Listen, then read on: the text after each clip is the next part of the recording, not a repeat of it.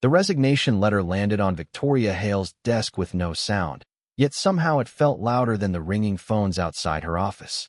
Monday morning was already collapsing. Executives crowded behind the glass walls, waiting for answers about the largest acquisition in the company's history. Victoria had 3 calls blinking, lawyers arguing in the hallway, and a board member demanding her attention. Then Daniel Reed walked in. He had worked beside her for 5 years, through mergers, scandals, sleepless nights, and emergencies that had nearly destroyed the company. He had always arrived before everyone else and left after everyone else. He never complained. Ever. Not once. That morning, he looked calm. "I'm resigning," he said. Victoria barely looked up. "If this is about compensation, Daniel, we can discuss it after the acquisition." "It isn't." She opened the envelope. 30 days notice. Victoria stared at the page. Daniel was not asking for more money. He wasn't demanding a promotion. He was leaving. "Why?" she asked. Daniel walked toward the window. Below them, the city moved like a machine that never stopped. Cars crawled between towers. People hurried across sidewalks. Somewhere down there was the apartment where his daughter was waiting for him. "My daughter asked me something last night," he said. Victoria said nothing. Daniel swallowed. She asked, "Daddy, when do you get to be my dad?" The words hung between them. For the first time that morning, Victoria forgot about the acquisition. She remembered every crisis Daniel had solved without complaint, every flight he had booked at midnight, every impossible deadline he rescued. She had always thought loyalty was something money could reward. Now she understood. The man who had spent 5 years keeping her empire standing had chosen something her empire could never buy: time with his daughter. 5 years earlier, Daniel Reed had walked into Victoria Hale's company carrying a worn leather briefcase and the quiet exhaustion of a man who had no room left for failure. He wasn't wealthy. He had no powerful connections, no impressive family name, and none of the confidence that seemed to fill Victoria's boardroom. He was simply competent. After losing his wife, Daniel had become the only parent his young daughter, Emma, could depend on. He needed a steady paycheck, health insurance, and enough security to keep their small apartment warm through winter. Victoria's company offered all 3. On his first morning, Victoria barely remembered meeting him. Daniel remembered everything. Within months, he knew which executive needed coffee before 9, which client hated delays, which lawyer would panic during negotiations, and which deadlines were about to become disasters before anyone else noticed. Soon, Victoria stopped asking whether something had been handled. She simply asked Daniel. While Victoria crossed oceans aboard private jets and negotiated billion-dollar deals beneath crystal chandeliers, Daniel packed Emma's lunches before sunrise. While Victoria attended expensive dinners with investors, Daniel checked homework at the kitchen table, balancing grocery receipts beside school notebooks. Their worlds could not have been more different. Yet Daniel never looked at Victoria with resentment. He believed every late night, every missed evening, every sacrifice was buying Emma something precious: stability. And Victoria's company began depending on him more than anyone realized. He became the person behind the person everyone watched, the one who remembered, the one who anticipated, the one who quietly fixed what powerful people broke. His title remained executive assistant. His salary remained far below the executives he protected. But somewhere along the way, Victoria's greatest professional asset had become a man whose name appeared on the payroll as little more than an assistant. For 5 years, Daniel became an expert at being somewhere important while wishing he were somewhere else. At Emma's school recital, he sat in the back row, watching her search the audience until she found him. His phone vibrated before her final song. Victoria needed him on an emergency investor call. Daniel slipped out before the applause ended. On Christmas Eve, while families gathered around glowing trees, Daniel sat beneath the cold lights of an airport terminal because a deal had collapsed overseas. Emma waited at home with a small wrapped gift. During the company's biggest acquisition, Daniel slept 3 nights on the office couch. When he finally returned home, Emma had left a drawing on his pillow. It showed 3 people holding hands. Daniel knew there should have been only 2. But in Emma's drawings, he was always missing. He kept promising things would change. After this deal, after this quarter, after things calmed down. But things never calmed down. Victoria rewarded his loyalty with bigger responsibilities, trusting him with decisions that executives twice his salary couldn't handle. To her, Daniel's growing workload was proof that he was succeeding. She never saw what it cost him. Daniel wasn't staying because he loved the company. He stayed because people depended on him. Victoria depended on him. Employees depended on him. And most importantly, Emma depended on the paycheck that kept their lives stable. Then one evening, Daniel came home later than usual. Emma was sitting at the kitchen table, homework untouched. She looked up at him. "Daddy." Daniel dropped his keys beside the door. "Yes, sweetheart." Emma studied his tired face for several seconds. "Are you happy?" Daniel opened his mouth. Nothing came out. For the first time in 5 years, there was no deadline to blame, no crisis to solve, and no excuse that could make the question disappear. He simply stood there, realizing he didn't know the answer. 3 days after Emma asked if he was happy, Daniel sat in a small coffee shop across town, staring at an email that could change everything. Northstar Solutions was nothing like Victoria's company. Its office occupied 2 floors above a grocery store. There was no marble lobby, no private elevator, and no line of black cars waiting outside. The salary was lower, but the position ended at 5. Daniel had almost forgotten what 5 o'clock felt like. During the interview, Marcus Bennett, Northstar's owner, studied Daniel's resume without looking impressed by the billion-dollar deals listed there. "You've worked for Victoria Hale for 5 years, Marcus said. "Yes." "You've handled executives, investors, emergencies, acquisitions." Daniel nodded. Marcus closed the resume. "What matters most to you now?" Daniel hesitated. For years, he had been trained to answer questions with whatever sounded useful to the person asking. This time, he told the truth. "Being there when my daughter needs me." Marcus leaned back and smiled. "Then I think we can build something around that." The offer came that afternoon. Daniel accepted. The moment he closed his laptop, something unfamiliar settled inside him. Relief. Not excitement. Not ambition. Relief. For the first time in years, he could imagine picking Emma up from school without checking his phone every 30 seconds. He could help with homework, eat dinner while it was still hot, hear about her day without watching the clock. But there was one thing left. Victoria. The next morning, Daniel stood outside her glass-walled office. The resignation letter was folded inside his jacket. Behind the doors, executives hurried past him, carrying folders and speaking into phones. His phone vibrated. Daniel looked down. It was a picture of Emma, smiling with missing front teeth, holding the drawing she had made for him. He stared at it for a long moment. Then he reached for the door. 5 years of loyalty were about to end with one conversation. Victoria read the resignation letter twice before looking up. "You're serious?" Daniel nodded. She pushed the paper aside. "Then tell me what number you want." Daniel frowned. "Your salary. Double it if necessary." "No." Victoria stared at him. "Promotion?" "No." "Vice president." Daniel shook his head. She stood and walked toward the window, as if the answer might be waiting somewhere above the city. "I can give you remote flexibility. Work from home 3 days a week. 4 if you want." Daniel remained silent. Victoria turned sharply. "Daniel, people spend years trying to get where you are." "I know." "And you're walking away?" "Yes." Her frustration finally surfaced. "Why?" Daniel looked at her. For 5 years, he had learned how to read Victoria's moods before she spoke. Now she seemed unable to read him at all. "Did someone recruit you?" "No." "Then what is this?" Daniel took a breath. "My daughter did." Victoria froze. He continued quietly. "She asked me when I get to be her dad." For once, Victoria had no answer. Daniel looked around the office where he had spent countless nights solving problems that never carried his name. "I don't hate this company," he said. "I don't hate working for you. I'm grateful for what this job gave my daughter and me." "Then why leave?" "Because I finally realized something." Victoria waited. "This company will survive without me." The words struck harder than an accusation. Daniel picked up his resignation letter. "But I'm not sure I will survive spending another 5 years pretending everything is fine." Victoria's expression changed. For the first time, she understood that money was not the problem. Daniel had reached something money could not fix. He was choosing his life.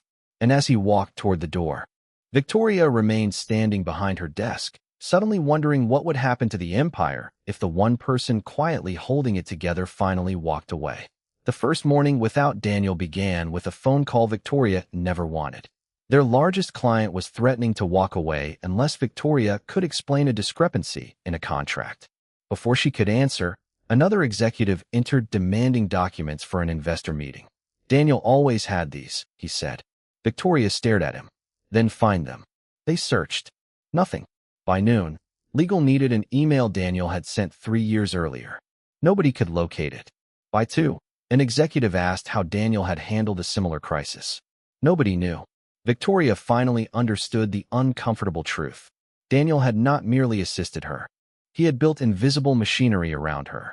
He maintained backups, remembered relationships, tracked deadlines, and created contingency plans nobody had bothered to learn. Across town, Daniel was doing something far less dramatic, cleaning out his desk. He sorted old files, archived passwords, and labeled documents for whoever would replace him. Then he noticed something.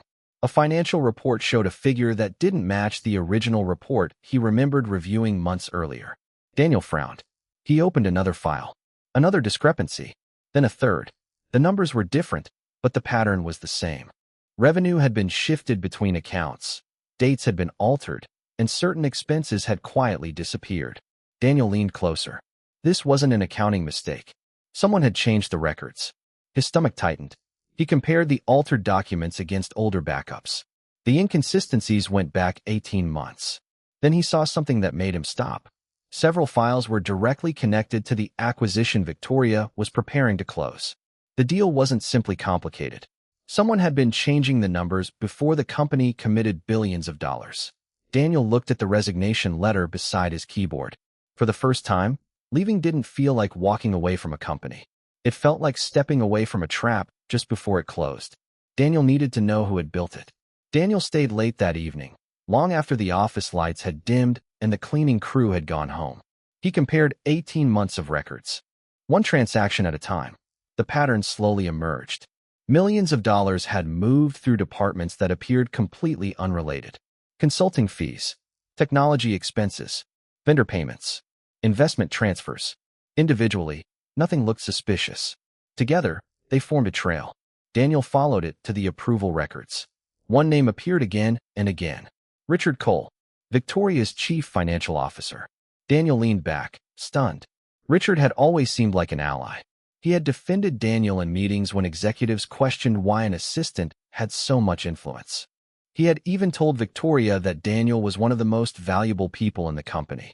Now Daniel wondered whether that trust had been carefully constructed.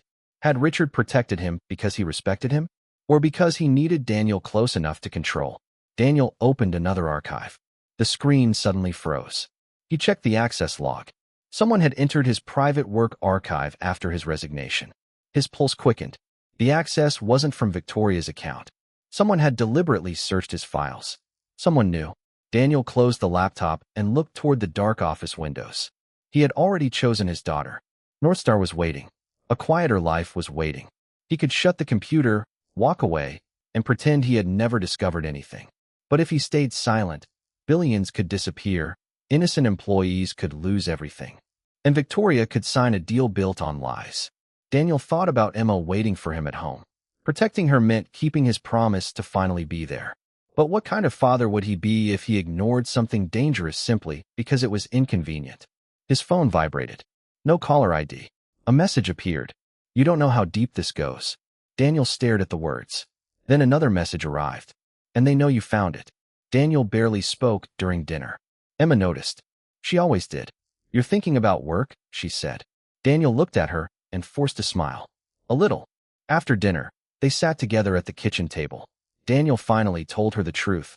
Not every detail, but enough. I found something bad, he said. Something that could hurt a lot of people. I could walk away and protect our future. Or I could help fix it. Emma listened quietly. But helping might make things difficult for us. Daniel nodded. She reached across the table and took his hand. You always help people, Daddy. Daniel smiled faintly. Emma squeezed his fingers. Just don't forget yourself. The words settled somewhere deep inside him. For years, Daniel had believed sacrifice was the same as responsibility. Now he understood the difference. He would expose the truth, but only once. He would gather everything, protect the evidence, and then leave. Across the city, Victoria's world was beginning to fracture. The board had learned Daniel was resigning. A major investor demanded an emergency meeting.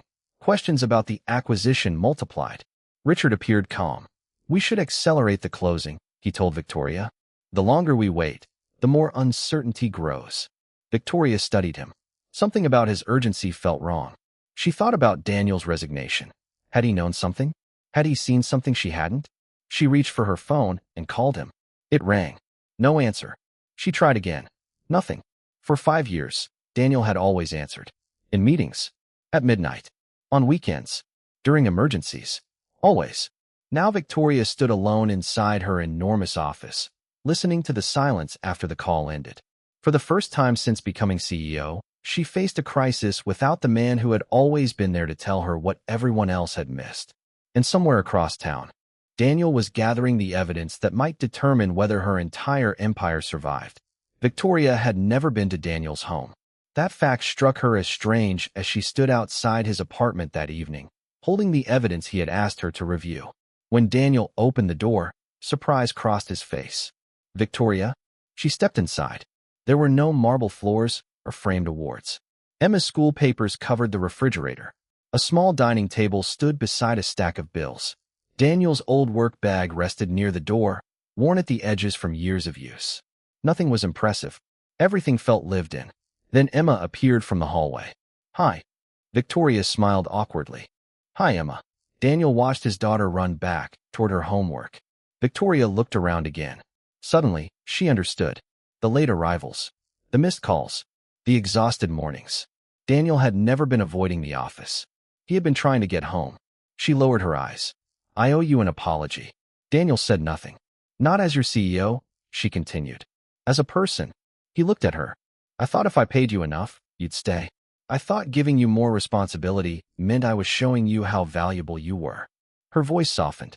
I never asked what it was costing you. Daniel swallowed. I appreciate you saying that. Victoria took a breath. Will you reconsider? Daniel shook his head. I can't. Victoria nodded slowly, though disappointment crossed her face. Then she looked at Emma. The little girl was sitting at the table, coloring beside her homework. Victoria looked back at Daniel. Her voice suddenly broke. Then, she hesitated. Can I come with you? Daniel stared at her. What? Victoria almost laughed through her tears. Not literally. Not to your house. She glanced toward the worn work bag. I mean, wherever you're going. Daniel didn't understand. Victoria explained that she had spent years building an empire she barely recognized anymore. She had become obsessed with winning, growing, and controlling everything. Now she wanted to build something different. Something honest. Something that didn't require people like Daniel to sacrifice their lives just to keep it standing. Daniel studied her carefully. For the first time, Victoria wasn't asking an employee to save her company. She was asking another human being to show her a better way forward. And Daniel realized the woman standing in his doorway wasn't the CEO everyone feared. She was someone who had finally discovered what success had cost her. Daniel agreed to help Victoria, but he made one condition. I'm not coming back. Victoria nodded. Together, they rebuilt the financial trail Daniel had uncovered. Transaction by transaction, the picture became darker. Richard Cole wasn't working alone. Several senior executives had been receiving payments through shell companies disguised as consulting firms, vendors, and investment partners. But the worst discovery was buried inside the acquisition documents. The company Victoria was preparing to buy carried enormous hidden liabilities. If the deal closed, Victoria's company would inherit them. The conspirators, meanwhile, would walk away with millions. Victoria stared at the documents in disbelief. They planned to make me take the fall. Daniel nodded. And they needed you to sign before anyone noticed. Victoria immediately confronted Richard. He sat calmly across from her in the boardroom, hands folded. You're accusing me of fraud? I'm asking you to explain these transactions. Richard glanced at the papers. Then he smiled. There's nothing to explain. Victoria's expression hardened. Daniel found the original records. Richard's smile disappeared. For several seconds, nobody spoke. Then Richard leaned forward. You should have kept him out of this. Daniel felt something cold settle in his chest when Victoria later told him what Richard had said next. He knows where your daughter goes to school. Silence. Daniel looked at Victoria. Did he say that? Victoria nodded. Daniel's mind immediately went to Emma. Her school. Her classroom. The pickup line. The small backpack she carried every afternoon. This was no longer about numbers on a spreadsheet. No longer about Victoria's company. No longer even about revenge or justice. Someone had crossed a line. Someone was willing to threaten the one person Daniel had spent 5 years trying to protect. And suddenly, the resignation he had thought would lead to a quieter life felt like the beginning of something far more dangerous. By sunrise, Daniel's life had changed. Two security officers stood outside his apartment door with a legal notice. They accused him of stealing confidential company information. Daniel stared at the papers in disbelief. The same company he had protected for 5 years was now calling him a thief. Before noon, his bank informed him that several accounts had been temporarily frozen pending investigation. Then his phone began filling with messages. News reports were spreading. Victoria Hale's former right-hand man was allegedly involved in corporate espionage. Daniel watched his own photograph appear beneath the headlines. Emma stood nearby, confused. "Daddy, what happened?" Daniel forced himself to breathe. "Nothing you need to worry about." But he knew better. Someone was destroying his reputation before he could tell the truth. Inside Victoria's headquarters, Richard presented the board with a carefully constructed story. Daniel had accessed restricted files. Daniel had copied confidential information. Daniel had attempted to use the material against the company. Several directors believed him. Victoria didn't. "This is a setup," she said. Richard remained calm. "You're defending an employee who betrayed us." "No," Victoria replied. "I'm defending the man who spent 5 years protecting us." The board demanded she step away from the investigation. Victoria refused. Then Richard made his final move. He announced that the acquisition would be signed the following morning. Once completed, the liabilities Daniel had discovered would be buried inside the transaction. Undoing it could take years. Daniel had less than 12 hours. He sat at his kitchen table, surrounded by documents. His reputation collapsing outside, while Emma slept down the hall. He looked at the clock. 11:47 p.m. The city was quiet, but Daniel's mind raced. Somewhere inside the company was the evidence that could clear his name. He just needed to find it before Richard erased it. For the first time, Daniel wasn't running toward a deadline for Victoria. He was running to protect his daughter. And the clock was already ticking. At 2:13 a.m., Daniel suddenly remembered something everyone else had forgotten. 5 years earlier, after a major system failure nearly destroyed the company, Victoria had ordered him to create an emergency archive for critical transactions. Daniel had built it himself. Then he had buried it outside the company's main network. Encrypted, isolated, nearly invisible, the archive contained original financial records. But there was one problem. Access required Victoria's authorization. Daniel called her. She answered immediately. "I know where the evidence is," he said. 20 minutes later, Victoria arrived. Accessing the archive could expose her to further accusations, but she didn't hesitate. "Do it." Daniel entered the credentials. The system opened. Original contracts appeared. Then payment records. Then transaction histories. Everything Richard had altered still existed in its untouched form. Shell companies. Secret transfers. False consulting agreements. Manipulated acquisition documents.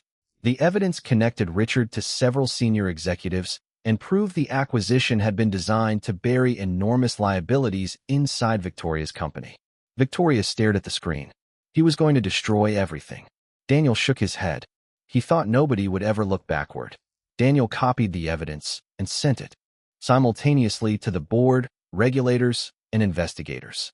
No single person could silence the truth now. Richard realized what had happened. He attempted to access the archive and erase it. Daniel watched the failed login appear. Then another. Daniel had anticipated it.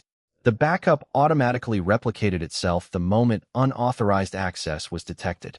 Richard could destroy one copy. Not all of them. Victoria looked at Daniel. "You built this." "Years ago." She almost smiled despite everything. The man everyone had dismissed as an assistant had created the one system powerful enough to bring down the people who believed they controlled the company. Then Daniel's phone rang. An investigator was calling. The truth was no longer hidden. By sunrise, Richard's empire of lies would begin collapsing. And this time, there was nothing he could erase. By morning, the acquisition was dead. Investigators arrived at the headquarters before the board meeting ended. Richard Cole and the executives connected to the shell companies were removed from their positions as the evidence spread through every level of the company. Victoria survived the scandal, but her empire changed forever. She dismissed the executives responsible and stood before employees to admit what she had failed to see. I built a company where people were rewarded for results, she said. I failed to ask what those results were costing us. Daniel's name was cleared. Then the offers came. News networks wanted interviews. Competitors offered salaries larger than anything Daniel had ever imagined. Investors offered executive positions. He declined them all. He chose North Star.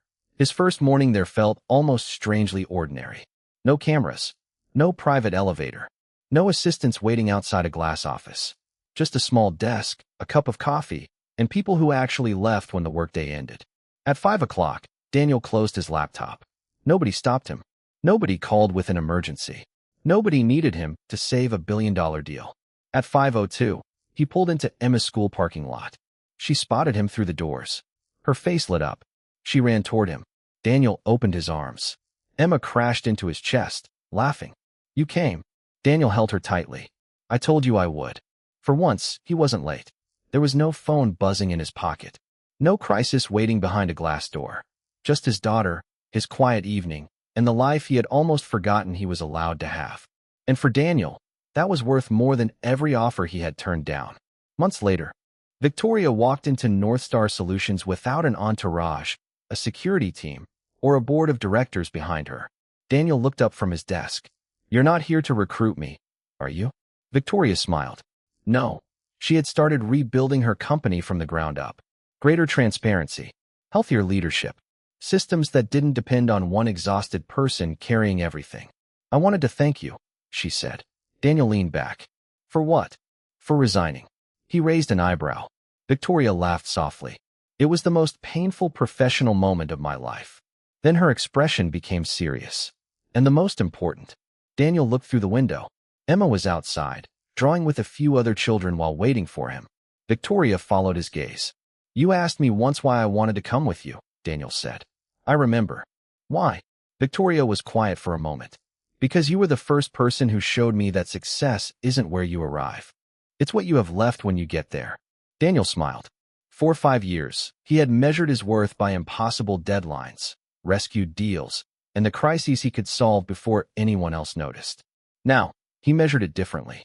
By school pickups, by dinners that weren't rushed, by drawings on the refrigerator, by being there. Victoria returned to the company she was rebuilding. Daniel stayed at the small office that had given him something money never could, a life. She rebuilt her company. He rebuilt himself. And the most powerful thing Daniel Reed ever did wasn't saving a billion-dollar empire. It was finally choosing to go home.